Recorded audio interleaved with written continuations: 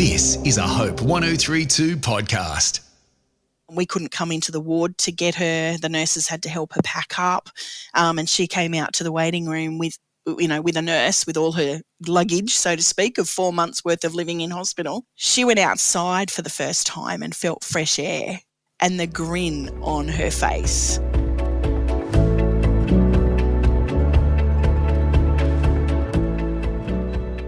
I'm Georgia, and welcome to Finding Hope, the podcast that reminds you of the good in the world.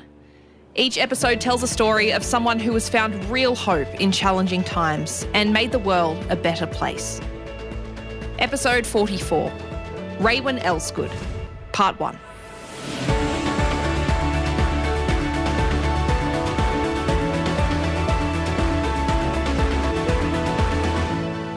Raewyn Elsegood is the kind of person that when you speak to them, you immediately feel like enough.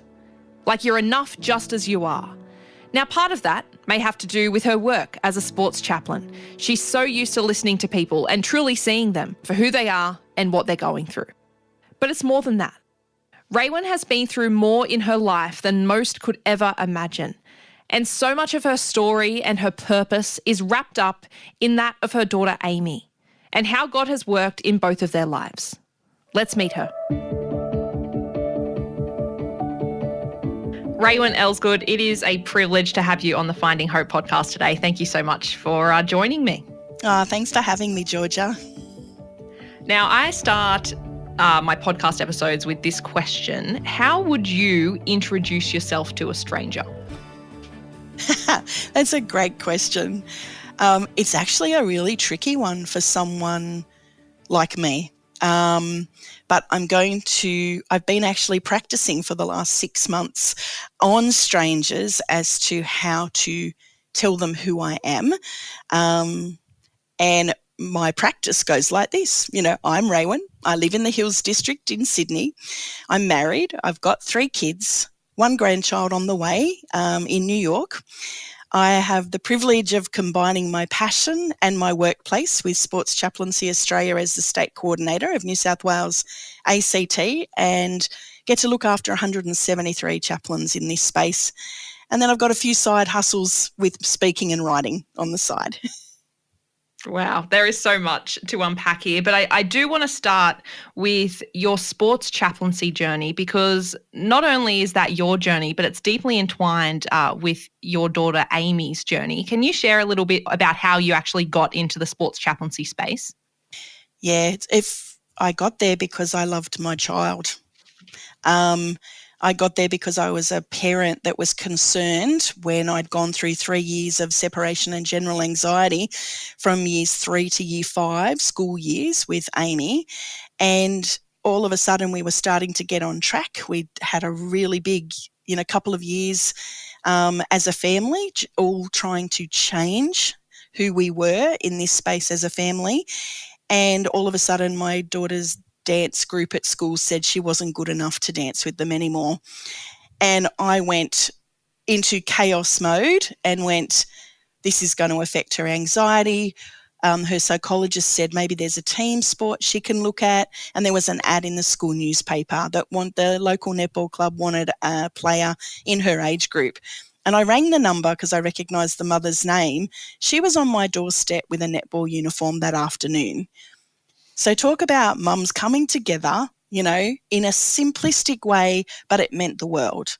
And so the journey then started with Amy starting in that netball club, and her coach, the coach's daughter played in that same club, and both of these girls had suffered mental anxiety. And we just got chatting on the sidelines of the netball court and the back school gate about how similar our stories had been, one in the Christian space and one in the secular world, and what other girls going through anxiety that we could help from what we were learning as mothers. So we actually created an empowerment program for the netball club to help all these other girls going through anxiety. And through that, it came out that I'd used to be a pastor. And the club actually asked me to keep doing what I was doing, but could I introduce myself as an ex-pastor? And then I started having mothers come to me with some really serious problems, traumatic situations that I was not trained for as a pastor. And so I went looking for training in chaplaincy to help with that life skill. And when I presented it to the president and said, I'm doing this training, what can I do here to help? And she said, you just keep doing what you're doing. I don't care what you call yourself. So she signed off on me being a chaplain at the club. And that was 10 years ago. And I spent 7 years at that club caring for all their good and bad situations. We actually call it being present in every season. So you're there to cheer them on when nothing's going wrong. When something happens that they can't cope with themselves and they get stuck. It can be as simple as an umpire getting yelled at by a parent on the sidelines, and you just turn up to care for the situation. It's no one's doing anything wrong. They're all just being themselves in that moment. And it's trying to let them know that it's, we'll just calm the farm here a little bit and work out where everyone's coming from. So I had the privilege 3 years ago of being offered the job of state coordinator to look after 173 chaplains and to grow that space within New South Wales. So there was 78 4 years ago. There's 173 now. So I'm having fun doing my job. Yeah, so that's incredible. That's incredible. And I think that journey, unknowingly prepared both you and Amy for what was to come. In March 2021, Amy started feeling unwell. Can you share the start of that journey? Yeah, obviously it was a number of years. She'd been playing netball by now, and I'd been a chaplain in that club for a number of years. She had just done a HSC during COVID, so had already had a tough couple of years. And she wanted to start living her life. She thought her life was going to start when she finished school. The dance that had kicked her out and forced her to netball had built her confidence back up, so she went back into dance. And she thrived so much, she chose to make it her career. And she decided she was going to be an elite dancer. So she wanted to study an hour and a half drive away from home. So she just moved out 9 weeks exactly to the day of what I call the day that changed my whole world as a mum. I got a call from her saying that she'd been to the doctor, she'd had a blood test, and the doctor had rung her back and said she needed to go to emergency straight away. She didn't understand what he'd said. Pretty much she was just straight out of home, and every doctor's visit she'd had previously had been with me, and we had a local medical centre that she was used to going to, and now she's been to a strange doctor, got a strange diagnosis. She wanted to come home, get a second opinion, and I said, no, I think that if the doctor's asking you to go to emergency, let's find out what's going on. I rang him and he said, I've got the emergency department on standby waiting for your daughter while she's still at home. And I said, can you please explain to me what's going on? And he said, she's got a no platelets in her system at all. She's down to 11. When you lose platelets, your blood can't clot, so you can bleed out and hemorrhage and die from that. So she was at risk of having one fall and potentially dying. So she had a flatmate that was with her, and the poor flatmate had to then drive her to emergency. So these two girls on their growing up experience, moving out of home only 9 weeks ago, got a taste of life that nobody wants to have. And that started a very long journey for us. We thought naively, nearly, that, well, let's fix it and let's get her home and back to dancing. And that's what we thought would happen. That's what she planned. She was still doing her dance studies in hospital before her diagnosis because she didn't want to miss a beat, and she thought she'd be back there in a couple of weeks. Wow. And I think the thing that scared us was that she went into an adult hospital because she was over 18, and that meant that us as parents couldn't stay bedside with her. It meant that she took control of herself and her treatment. The doctors spoke to her, not us. And when crazy things like bone marrow biopsies are starting to happen because there's no answers, it gets a little bit scary. Again, we're very positive thinking people, so we just assumed, oh, well, the doctors know what they're doing tests, they're going to find the answers, and we'll be home. When did the penny kind of start to drop? When did you realise that, oh, hang on, this is serious. This isn't going to get better overnight. 2 weeks into it, when she was diagnosed, that's the first time the penny dropped for any of us. That chat was, again, naive, like we were listening to the doctor give a diagnosis of severe aplastic anemia, and you hear the word anemia and you go, oh, thank God, she just needs blood. She just needs iron, how long is that going to take to fix, and let's get out of here. And then the doctor said, I don't think you understand. I'm going to bring the nurse practitioner in to educate you on what this now looks like, and then alluded to the fact that this wasn't leukemia, but it was a rare blood disorder and it needed treatment similar to leukemia. And we had already thought, he hasn't mentioned the word cancer. So we're out of the woods, every parent's nightmare to hear that your child has something like cancer or cancer. And I think what my husband then did was Google. It was the worst thing in the world he could have done, because it said with this disease you have a 5-year life expectancy. So he just up and left the room. And Amy and I we laughed still and said, well, we're not Googling if that's what happens. We're just going to wait and take one day at a time. And that's when I met my grown-up adult daughter for the first time. Because instead of a naive 18-year-old that had just left home, she said, she burst into tears. We hung on to a beautiful wooden palm cross that my dad had made, and we prayed. And we just looked at each other, and she said, Mum, we're just going to take one day at a time. We're going to live in the present just like you've been training us with your chaplaincy. And I said, well, I don't know how to actually do that in this personal situation, but we'll follow your lead, Amy.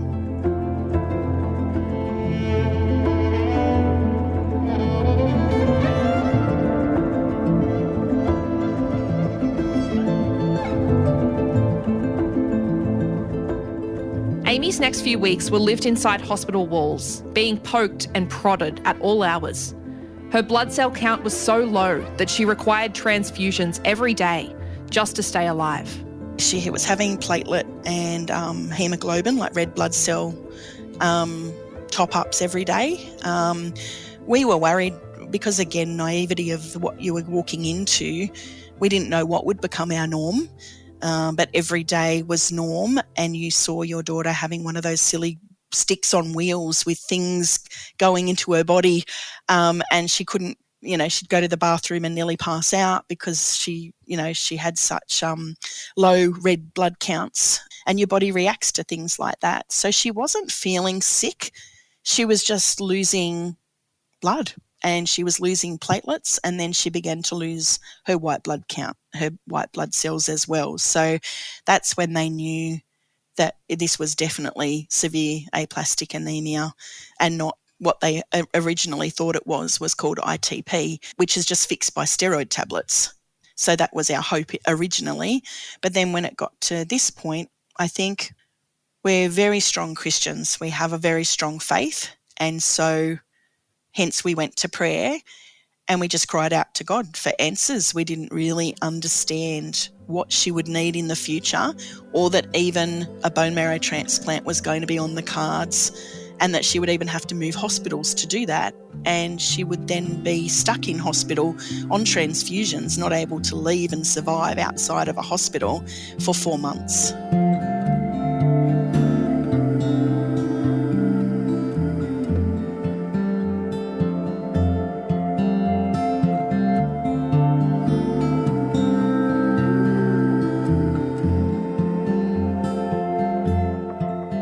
We were then introduced to the world of stem cell donations.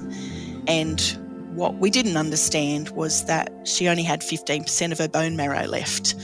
And they sort of gradually just give you a little bit of information. They feed you slowly because they know that you're in shock and that you can't cope with too much information at once. We got handed a booklet, and you sort of need to process yourself in a way, and then they back up once you've read it with questions and, trying to help you understand what this then means based on what the hospitals are capable of. So we transferred hospitals, and then it was all about prepping Amy for a bone marrow transplant. And you think that's an organ that your body has to be cut open for, but it's not. It was just through an IV, and we all stood around watching. And talk about girl power. They had 4 doctors in the room. One was a scientist. One was in charge of the stem cells, and one was a nurse. And they were all females. And I'm just looking, going, we've got to a great place when all the specialists in the room are females. And Amy in particular was just going, this is awesome. You know, I'm not under a general anaesthetic. I can see what's happening to my body. She'd had to have chemo to kill off the 15% of the bone marrow before that, but she never lost her hair because she had such a low dose of chemo. And again, it didn't make her feel sick. She wasn't vomiting. So everywhere through her treatment, not once did we have a fear that this would go south. It was hopeful. It was, you're feeling well, and we're just doing what the doctors ask. And the challenge for me was her becoming very independent in hospital and wanting to take charge of her everything herself. Meant we were being fed little bits of information when needed. Apparently, because you've left home and you're independent, when your parents come back and sit hospital bedside every day, you're made to feel sicker.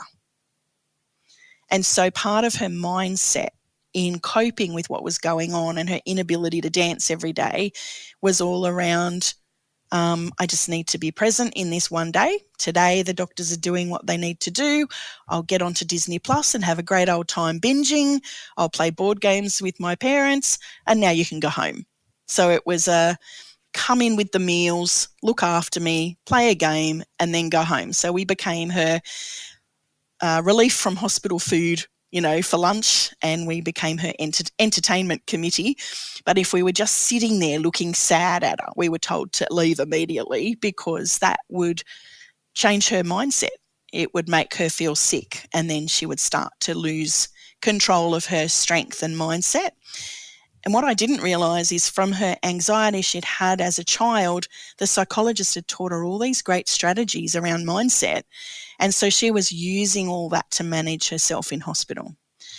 And then she had a psychologist coming and sitting bedside with her a couple of times a week that was the coolest chick ever, that didn't pretend to be anything other than just a boredom buddy, which meant that Amy could just feel free to chat her, you know, like a friend, which helped get her things out, which helped her manage her panicked parents.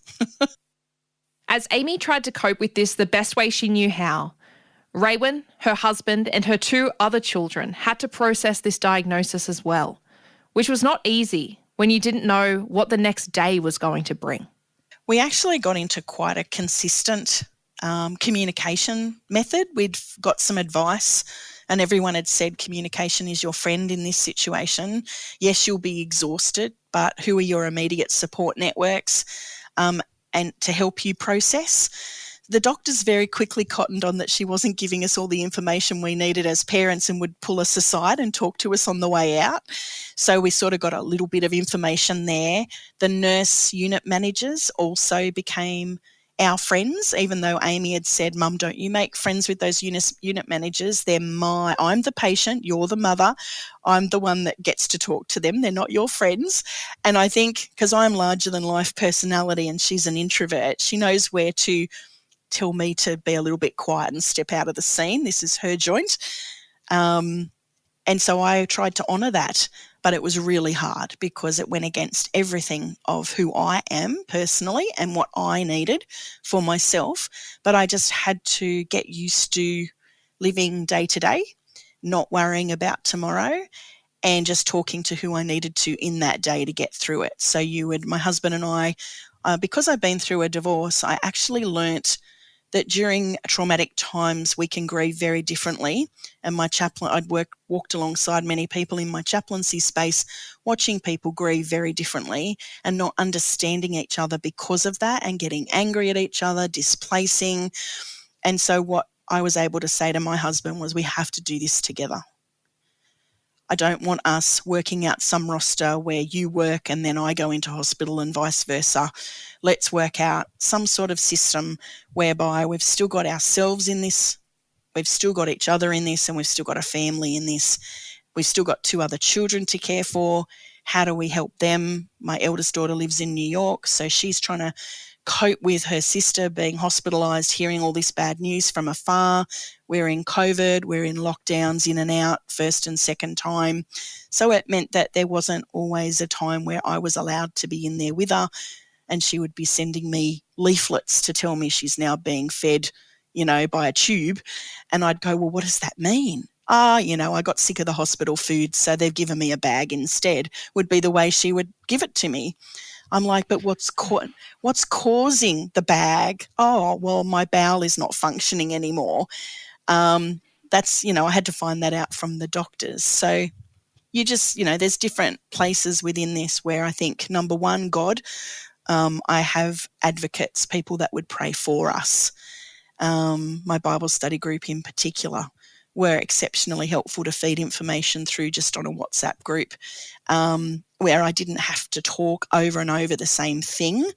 And can I tell you, Facebook was my friend. Some people really dislike the whole social media thing, but for me, Facebook was my platform previously, and I took that, asked Amy's permission to be able to say, do you want prayer warriors and people to know what you're journeying through and have that big support network, or do you want to keep it internal?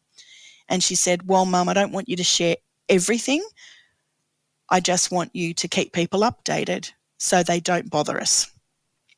And so we use that as a catalyst of sharing information so that I wasn't, and I knew when I needed to post on Facebook again, because I would start getting texts and there would be like 10 or 20 in a day, and you go, wow, this is with me already sharing.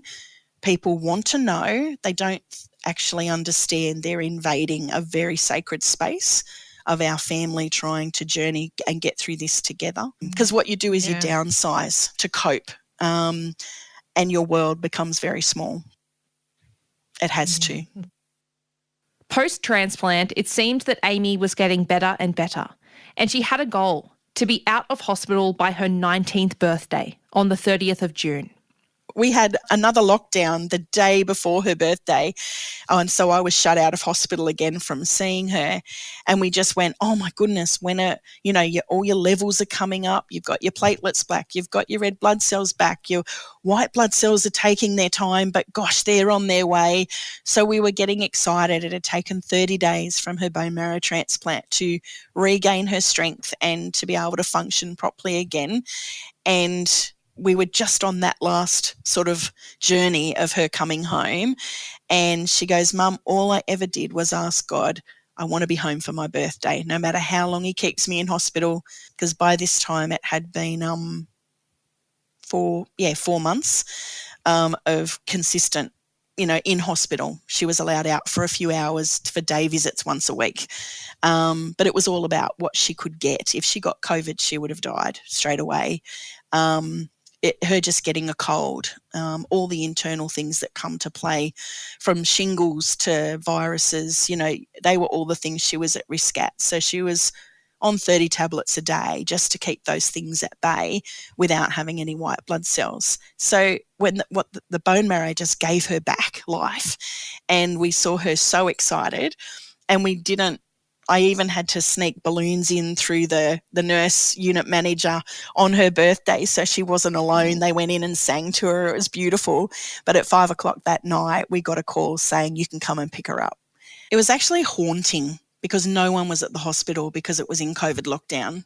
So you had to be escorted in with a security guard. There's no one in the corridors. You're the only ones walking through. It was like a ghost town, really. We couldn't come into the ward to get her. The nurses had to help her pack up. And she came out to the waiting room with a nurse with all her luggage, so to speak, of 4 months worth of living in hospital. She went outside for the first time and felt fresh air, and the grin on her face, from ear to ear, just the car ride home. You just kept looking at her in the revision mirror going, I can't believe, you're here, you're present, you're in the car, we're going home. And you thought that God had answered all your prayers, because we pray very specifically around healing. And this was what healing looked like. So there'd always been hope. There'd never been a fear of death, even though hospitals tell you there's always risk. And we were straight on to, she came home and she didn't want to miss a beat. It was, right, what's next? I've got to build up my strength to get back to dancing. And so we employed an exercise physiologist to come and work with her twice a week until she was reteaching Zoom dance classes for her old dance school during COVID lockdown. It was the perfect time for a lockdown because her white blood count wasn't back up. So it meant we didn't have to be the harsh gatekeepers of keeping friends away. They couldn't come anyway. So we actually got 8 weeks worth of her jumping into bed with us, hugging us, and it was a whole new relationship nearly because of what we'd all journeyed through together. Things were as normal as they could be in a lockdown. Amy was slowly building her strength back up and had a routine appointment back at the hospital. However, this appointment alone was not without hardship and sacrifice, not just from Amy. Life can be a little bit harsh at times. We had my dad in his 80s, and we knew that he had been going downhill. So my mum and I, in our communications, would hook up at 5 o'clock every night when I left the hospital. She would ring me and update me on my dad in the nursing home in palliative care, and I would update her on Amy. And because of COVID, we couldn't go into each other's facilities, so it meant that she never got to see Amy in that whole journey, and I didn't get to see my dad.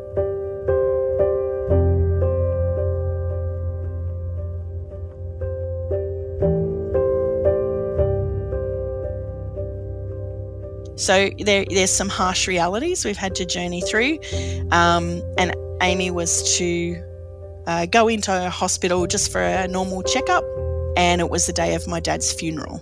So trying to navigate, fortunately because of COVID, my dad could only have 10 people at his funeral, so it meant that it wasn't a big deal like you would normally have.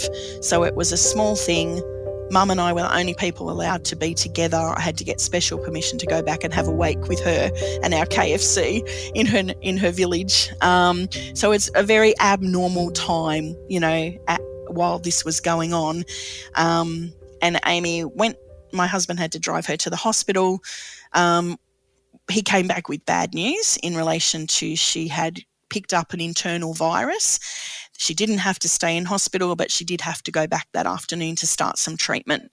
And so that's the first time we heard about something called the CMV virus. Again, it was told to us that she just had to come into hospital as a day patient, in and out, top up the white blood cells to help fight it. And we went on with our day. We carried on as normal. And then unfortunately, they thought that they had conquered it, but as most internal things, this virus hadn't been conquered. It went into hiding in her bowel. So all the tests were showing she had recovered from it, but meanwhile, over those next few weeks, it had started attacking her internal organs.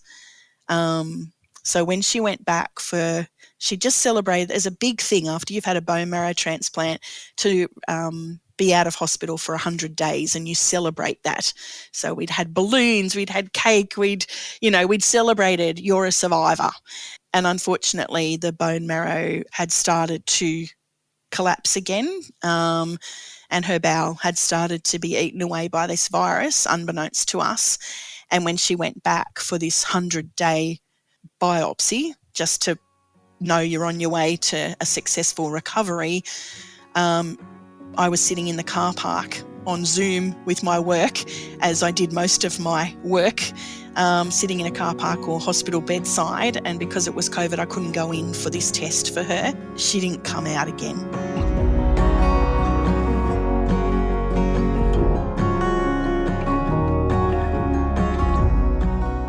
Thank you to Raewyn Elsegood for bravely sharing the hardest and most fragile parts of her and her daughter Amy's life.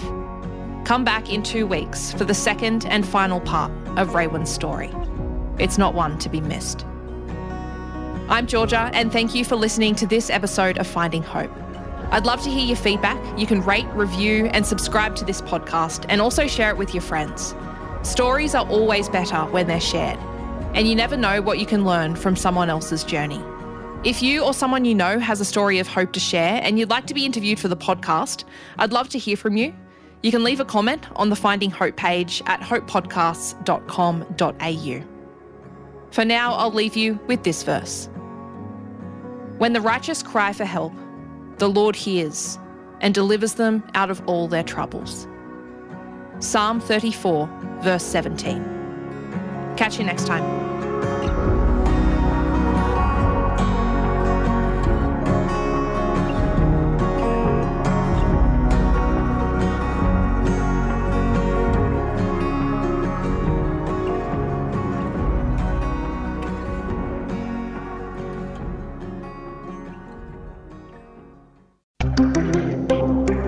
This is a Hope 1032 production. Thanks for listening.